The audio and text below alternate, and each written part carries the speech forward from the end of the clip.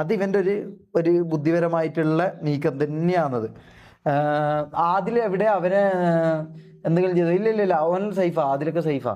ഞാൻ പറഞ്ഞില്ല ആദിലൊക്കെ സേഫാ. ഇനി നമ്മളെ കാര്യം കുറച്ച് ഇതാണ് ഗൈസ്, ഈ പറഞ്ഞ പോലെ നമുക്ക് തന്നെ ഒരു ഉറപ്പില്ല. പിന്നെ ചത്താലും കുഴപ്പമില്ല, നമ്മള് ചാകുന്നതിന്റെ മുമ്പ് ഈ പറഞ്ഞ പോലെ 4 ആള് ഈ തനിരൂപ അറിയട്ടെ. 4 ആള് തനിരൂപ അറിഞ്ഞിട്ട് നമ്മൾ ചത്തോട്ടെ, അതിനൊരു അന്തസ്സുണ്ട്. അങ്ങനെ ഇതാക്കുന്നത്. പിന്നെ ഞാൻ എടുത്തു പറയാം, ഈ പറഞ്ഞതെല്ലാം നമ്മളെ കാര്യങ്ങളാണ്, നമ്മളെ അനുഭവങ്ങളും നമ്മളെ ഇതുമാണ്, നമ്മളെ എവിഡൻസസുമാണ് നമ്മൾ നിങ്ങൾക്ക് ഇപ്പൊ ഷെയർ ചെയ്തിട്ടുള്ളത്.